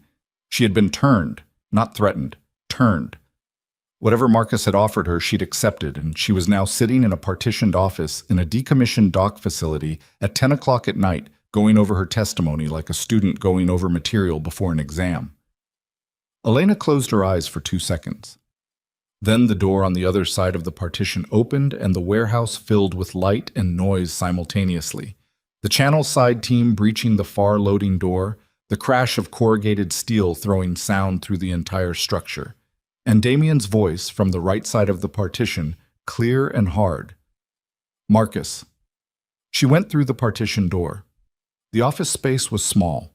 A folding table, 2 chairs, a battery lamp, file boxes stacked against the wall. The witness was a woman in her mid-40s with a lawyer's posture even sitting down, and she came to her feet at the breach noise with her hands flat on the table and her face showing the specific expression of someone whose calculation had just been invalidated. Marcus Hale was standing at the table's end. He was 62 and looked 50. He had always looked younger than he was, a fact that Elena had once found reassuring and now understood as simply another form of information management. He was dressed with the same quiet precision she remembered. Dark jacket, no tie, the understated presentation of a man who preferred to be underestimated in rooms where other people were performing. He looked at Elena, and something happened in his expression that was not surprise, not quite, but was the closest thing to it she'd seen on his face in 11 years of knowing him. Elena, he said. Marcus.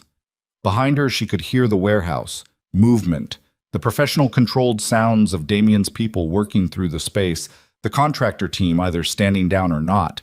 She couldn't tell yet from the sound. Then Damien came through the partition doorway, and the expression on Marcus's face completed its adjustment, going from that near surprise to something she could only describe as resolved. He had planned for this. He'd planned for everything. But something in the specific arrangement before him, her presence, the two of them, together, had landed outside the scenario he'd prepared for. You're early, Marcus said to Damien. You set a clock, Damien said. I moved it. Fair enough. Marcus looked at the witness who had not moved from behind the table. You can go, he said to her, with the courtesy of a man releasing an employee from a meeting that had concluded early. She's not going anywhere, Elena said. Marcus looked at her. You've gotten harder. You helped with that. A faint something at the corner of his mouth. Not a smile, more like an acknowledgement. I did what I thought was necessary. I want you to understand that. I understand it perfectly, she said. You moved me where you needed me, and you watched where I landed, and you kept me there for 7 years as an insurance policy against a moment that's arrived about 6 years later than you planned. He regarded her for a moment. You always were the most perceptive person in any room. Don't do that. I'm not flattering you. I'm observing. Marcus. Damien's voice cut across both of them. He'd moved into the room now, fully in the lamp's light, and Elena could see his face clearly. Not the anger she'd expected, or not only that, something more complete. The face of a man who had spent 11 years trusting someone and was now in the same room with the shape of what that trust had cost. What did you think this ended with? Marcus turned to look at him. For a moment, something genuinely human moved across the managed surface of his face. Something that had been compressed for years under the weight of grievance and patience and the long-game discipline that had kept him building in secret for so long. I thought it ended with an arrangement that reflected reality, he said. I built most of what you run. You know that.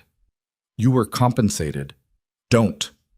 The measured quality cracked, just slightly, just for a second before he recovered it. Don't say compensated again. We're past that word. The warehouse made a sound, something metallic from the far end, and all 4 people in the room reacted to it in their different ways. The witness flinched. Marcus's eyes moved to the door and back. Damien didn't move at all. Stand down, Damien said, without raising his voice, to no one Elena could see. A signal. To his people outside. But what came back was not confirmation. What came back was a sound she didn't recognize.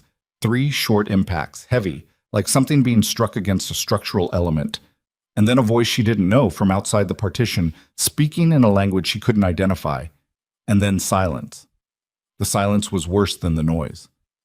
Damien looked at the partition doorway. Marcus looked at the partition doorway. Something had gone wrong outside, and none of them knew yet what it was. And in the space between not knowing and finding out, the 3 of them stood in a lamplit room in an old warehouse and breathed. Then Marcus's phone vibrated on the table. He looked at it. He looked at Damien. He looked at Elena. He picked it up. His face, as he read the message, went through something she had never seen on it before in all the years she'd known him. Not guilt. Not the resolution she might have expected from a man whose plan was arriving at its culmination. Something else. Something that looked almost like the thing people wore when a variable they'd controlled for years had produced an outcome they hadn't accounted for. He turned the phone and held it out to Damien. Damien read the screen. He looked at Elena. His face had gone the color of old concrete, and she felt her stomach drop before she'd read a single word, before he'd turned the phone toward her, before the message had translated itself from light on a screen into the worst sentence she had ever read in her life. The girl is gone. Your man is down. We have her. Await instructions. The lamp on the table threw its small yellow light over the 4 of them, and the file boxes and the folding chairs and the entire world narrowed to the size of that screen and what was written on it. Lila. The phone was still in Damien's hand. Elena took it from him. She read the message again. She read it a second time because the first time her brain had refused to process it completely, had stopped at the girl and gone white around the edges, and she needed to read it all the way through with the particular cold attention she was going to require for the next several hours. The girl is gone. Your man is down. We have her. Await instructions. She set the phone on the table. She looked at Marcus. He was watching her with the expression of a man who had miscalculated something and was in the process of determining how badly. She could see it, the rapid internal accounting behind his eyes, the revision of a plan that had depended on variables behaving as expected. You didn't order this, she said. He held her gaze. No. Then who did? Silence for 2 seconds. In the warehouse outside, she could hear Damien's men moving, reasserting control of the space, the sounds of a situation being recontained after whatever had happened beyond the partition. There's a third party, Marcus said. He said it the way you said a thing you hadn't planned to say and had decided to say anyway because the situation had outgrown the plan it was built around. I've been managing a relationship, a business relationship, for 3 years. They provided capital for the operational structure, the contractors, the infrastructure. He stopped. And they want something, Elena said. They want the organization, not a piece of it, all of it. His jaw shifted. They've been patient. They were supposed to remain patient for another 6 months until the transition was established and I had the leverage to negotiate from a position.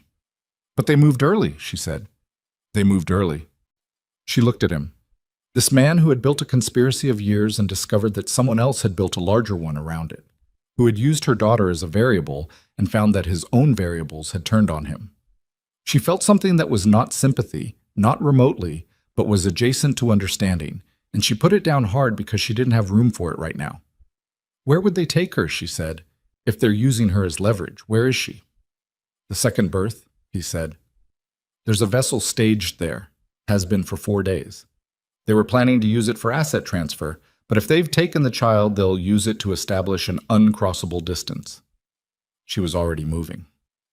Damien caught her at the partition door, not grabbing, just a hand on her arm, 2 seconds of physical contact that said wait. And she waited because she knew he was right, even though every cell in her body was in the direction of the water. Roy, he said to her, I need to know about Roy. She'd forgotten Roy. She forced herself to process it. Roy was down, the message said. Down meant different things depending on who was writing the message and why. If they needed him out of the way to take Lila, they'd have incapacitated him, she said. Not killed him. A dead man generates different problems than an unconscious one at a location you're clearing. She held Damien's eyes. He's alive. I believe that. She could see him wanting to verify it, wanting the concrete confirmation, and not having time for it. Second birth, he said. South side of the facility. That's outside the perimeter we came in through. How long to reach it? On foot, through the facility, 4 minutes if nothing gets in the way. He looked over her shoulder at Marcus. If I use him to clear the way, too. She looked at Marcus, too. Marcus was standing with his arms at his sides and the expression of a man who had arrived at a very specific kind of reckoning. Not remorse, not yet, but the version of clarity that came when the structures you'd built started falling on you directly. You want me to make calls, he said. I want you to walk with us to that berth, Damien said, and I want every contractor between here and that vessel to know that the operation is suspended, that the terms have changed. I don't control the third party's people. You control yours. And some of his people are yours because that's how you built this. Interlocked, layered. You know which ones. He held Marcus's gaze with the specific quality of a man who was extending something at significant personal cost and needed it understood. Do this and we talk, afterward. You and me. Like we should have a long time ago. Something moved in Marcus's face. Not softness. Something older than softness and harder won. All right, he said. Dead. They went through this warehouse fast. Damien with 2 men ahead, Elena behind him, Marcus beside her with his phone making calls in a low and authoritative voice. The witness brought along because leaving her alone in that room was not a viable option. The warehouse interior was resecured, 2 contractors standing down with the particular blank compliance of men whose contractor had just countermanded their operational status. 3 of Damien's channel-side team falling in as they moved. Out through the loading bay and into the open facility, the night air coming off the water cold and sharp with salt. The sodium lights made everything orange and shadowed. Somewhere ahead she could hear the channel, the specific sound of deep water moving, heavier than surf, darker. She was running, not sprinting, not blind, running with her eyes open, tracking the ground, tracking the shapes of the structures they moved between, tracking the sound of Damien's footsteps just ahead, and using them the way she'd always used available information, as data, as anchor. Her lungs were burning already, and she didn't care. The cold was in her chest and she ran through it. The second berth was visible from 300 feet, a channel dock extending into the water, a vessel moored at its end, lights on below deck, a gangway down. 2 men on the dock who were not Damien's, who turned at the sound of approaching footsteps and had a half-second to make decisions about what they were seeing. Marcus spoke into his phone. One of the 2 men on the dock put his hand to his ear, listened, and stepped back. The other didn't move. Damien's man dealt with the one who didn't move in a way that was fast and non-lethal and got them to the gangway in under a minute. Elena went down the gangway first. Nobody stopped her. Later, she wouldn't be able to explain why she'd gone first. Not strategy, not assignment. Just the direction her body had committed to and everything else had organized around. Below deck, the vessel was a converted cargo craft. Narrow corridor, 3 doors. The first 2 open, empty. The third closed. She tried the handle, locked. She hit it with her shoulder. Old door, old lock, and she hit it twice more before it gave, and she stumbled through into a low-ceilinged cabin that smelled like diesel and old rope, and found her daughter sitting on a bench bolted to the hull with a zip tie around one wrist fastened to a wall ring, and a man standing at the far end of the cabin who turned at her entrance with a gun already up. "Mama," Lila's voice, high and thin but not broken. Present. Elena's whole world reduced to 2 points, her daughter's face and the gun. The man with the gun said something in a language she didn't know. He was not one of Marcus's contracted crew. He was something else, something with a different organizational gravity, and his eyes were the flat professional eyes of a person for whom the next action was a calculation rather than a decision. She put her hands up. Not in surrender. In the specific language of hold on, wait, there's a conversation to be had here. She kept her eyes on his. "She's a child," Elena said. "Whatever this is worth to you, it doesn't require her. Look at her. She's 6 years old." The man's eyes moved to Lila. Something registered, not sentiment, more like a recalibration of the utility calculus. A 6-year-old was leverage only as long as the leverage was credible. A 6-year-old in a room with her mother who had broken through a locked door was a diminishing asset. She took one slow step forward. He recalibrated again, the gun steadying. Then Damien came through the door. The man's attention split for the fraction of a second that attention splits when a second threat enters a space, and Elena moved, not toward the gun, toward Lila, dropped to her knees in front of the bench and got her fingers around the zip tie, and pulled until it cut into her palms. And behind her she heard the specific compressed sounds of Damien and the man working through the mathematics of the situation rapidly and physically. She didn't turn around. She worked the zip tie. Her fingers were bleeding by the time she found the weak point in the plastic and bore down on it, and it snapped. And she pulled her daughter into her arms and turned her face into Lila's hair and held on with everything she had. It was quiet behind her. She turned. Damien was standing. The man with the gun was on the floor, restrained, the gun 3 feet away. Damien's left arm was at a slightly wrong angle at the shoulder, and he was breathing hard, and his face was the face of someone who had just done something costly and was in the process of deciding not to acknowledge the cost yet. He looked at Lila. Lila looked at him from the shelter of Elena's arms. Her eyes were wet, but she hadn't cried. That undid Elena slightly. The fact that her daughter had held herself together through this, had been frightened and restrained in a locked cabin on a boat and had not come apart. "You've got a really exciting job," Lila told Damien. A sound came out of him. Not quite a laugh. Something that a laugh lived inside, compressed and exhausted. "Yeah," he said. "I'm thinking of a career change." Well, they brought Lila up to the dock, and Elena sat on the dock's edge with her daughter in her lap and her back against a mooring post, and let the cold come off the water, and didn't try to do anything for several minutes except be in the physical fact of her daughter being present and whole. Roy was found 20 minutes later in the barn, with a head injury that was serious but not critical. He was unconscious, his breathing stable. Damien's people called in a medical team with the efficiency of an organization that had pre-positioned this kind of resource, and Elena would learn the following day that Roy would have a scar and a headache that lasted 3 weeks and would make no complaint about either. The third party, the organization that had provided Marcus's capital and moved early, had 4 people on site. 3 were detained. 1 had gone into the water off the far dock and was recovered by the coast, hypothermic and disinclined to elaborate on his employer. The organization was, Damien's people would determine over the following days, a consortium of Eastern European investors who had been using Marcus's parallel structure as a point of entry into American operations, and who had made the strategic error of assuming that Marcus's leverage over Damien was more complete than it was. It was not the kind of error you got to make twice in their business, but they would not be making any kind of error again, because by the following Thursday, every legal mechanism available to a man of Damien Vale's resources would be in motion against them, and the mechanisms that weren't legal were already in motion before Thursday. Marcus sat on the dock, 20 feet from Elena and Lila, and made no move to go anywhere.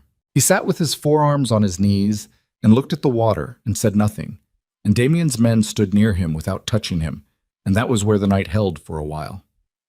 At some point, Damien sat down on the dock beside Elena, not close, not touching, just present, his back against the same line of mooring posts, his injured shoulder held with the deliberate stillness of someone managing pain through immobility.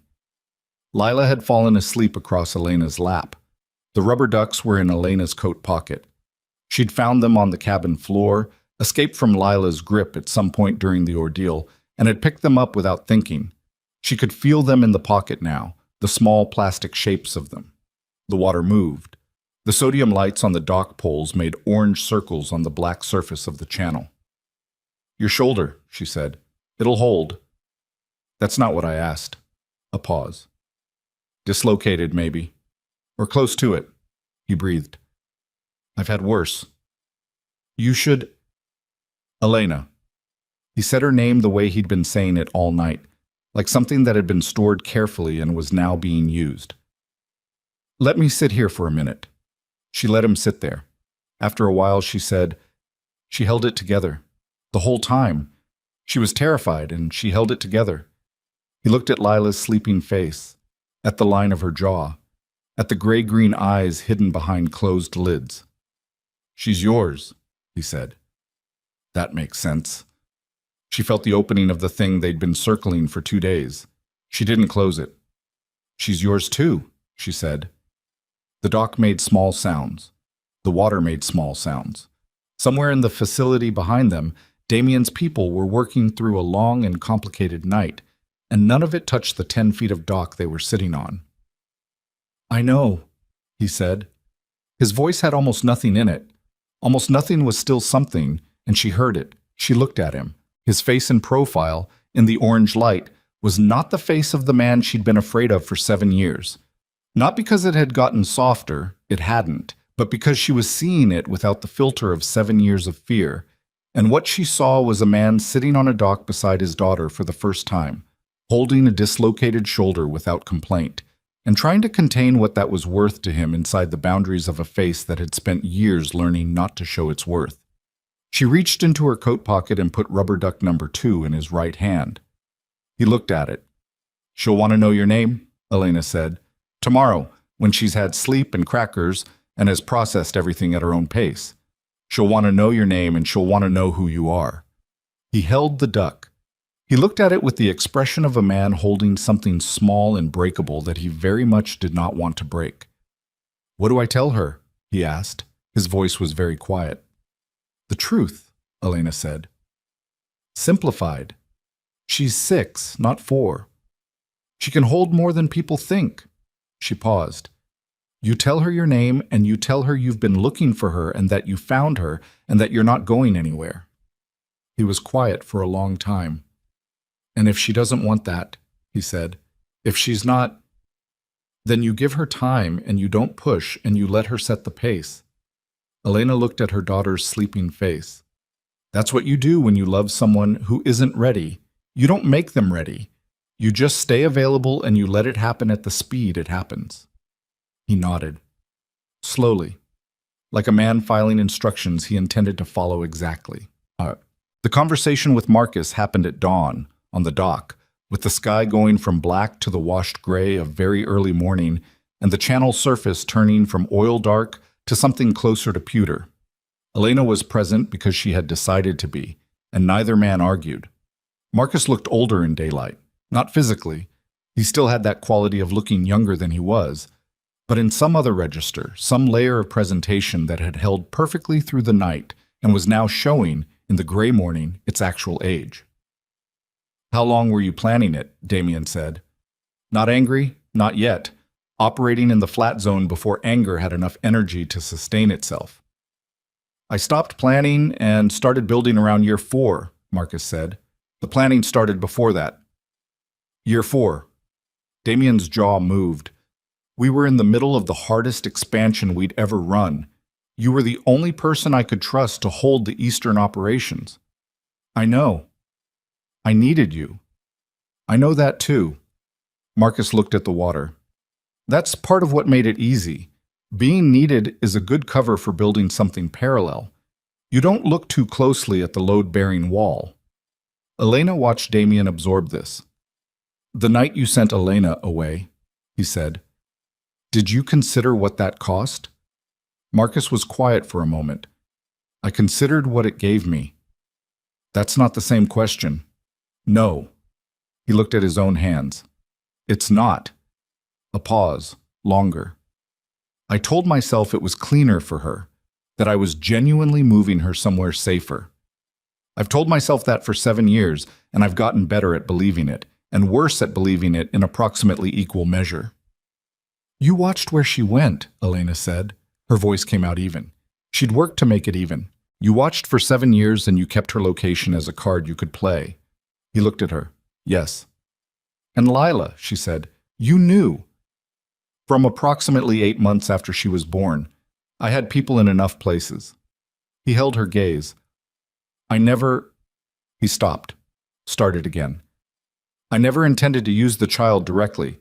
That was the third party acting outside the parameters I'd established. That's a very careful distinction, she said. Yes. It doesn't hold a lot of weight. No, he said. It doesn't. Damien stood up from the mooring post he'd been leaning against. His shoulder made the movement cost something. She could see it in the line of him, the compression through his torso. He stood and looked at Marcus for a long moment. You built half of what I have, he said. That's true. I should have acknowledged it differently. I should have had that conversation with you 10 years ago. He paused. And none of that accounts for a single thing you did, and we're not going to pretend it does. Marcus looked at him. The federal witness, Damien said. She'll recant. Whatever she was going to say, it doesn't happen. You make that right. I can do that. The financial records you've been holding, all of them. You produce them, to my people, today. A pause. That removes my leverage. Yes. Marcus looked at the water. He looked at the gray sky. He looked like a man measuring what he had left against what he was being asked to give away, and finding that the measurement came out differently than it would have come out 24 hours ago, before the night had taken the shape it had taken. All right, he said. And then, Damien said, you and I are done. You don't contact me. You don't contact Elena. You don't build anything that points in our direction. You take whatever you've got left, and you put distance between it and us, and you don't mistake that distance for safety. He held Marcus's gaze with a directness that had nothing performative in it. Because if I ever have cause to look at you again, I will look very thoroughly. Marcus held the gaze. He nodded once. No handshake. No formality. Just the acknowledgement of two men who had known each other for 11 years and were now done knowing each other, and the weight of that being exactly what it was. Not nothing, not quite grief, but something that lived in the same county as both. The witness, her name was Carla Rain, and she had been Damien's corporate attorney for 9 years and Marcus's leverage for 3. Sat in a room at a secured location with 2 of Damien's people and made a phone call to the federal inquiry's lead investigator at 7:45 in the morning. Elena didn't hear the call. She heard the summary afterward. Carla Rain had reconsidered the substance and reliability of the testimony she'd been prepared to give and was withdrawing from the process.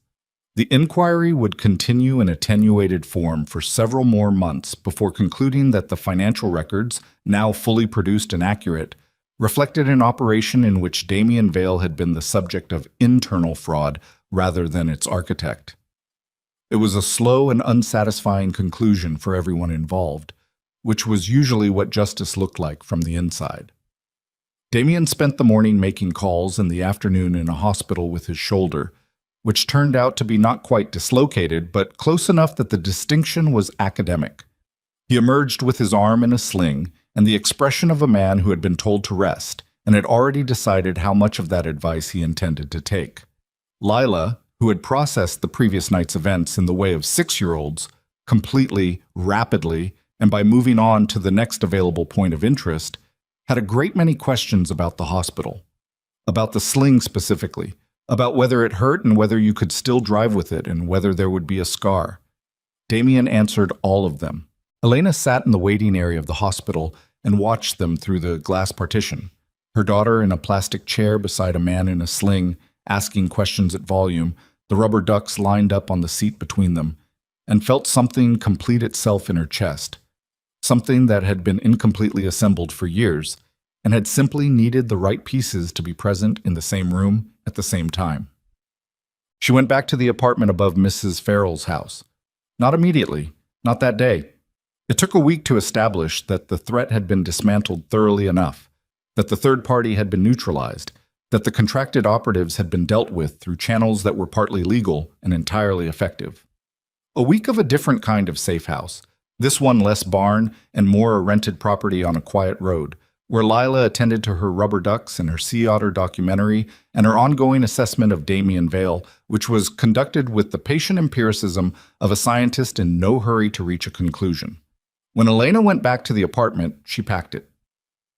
Mrs. Farrell was in her doorway when they carried boxes down. She watched with the expression of a woman who had suspected for 2 years that the tenant upstairs was more complicated than she'd presented, and had chosen not to ask about it. "You'll be all right?" Mrs. Farrell said. "Yes," Elena said. And then, because it was true, and because Mrs. Farrell had given her 2 years of no questions and deserved something in return, "Better than all right, I think." Mrs. Farrell nodded. She looked at Lila, who was carrying rubber duck number 1 down the steps with the solemnity of transporting something valuable. She looked at Damien, who was carrying 2 boxes and navigating the narrow staircase with a sling that was now technically optional but still present, because the hospital had said 2 more weeks and he was, in this one specific area, listening. Mrs. Farrell went back inside without saying anything else, which was, Elena thought, its own kind of eloquence.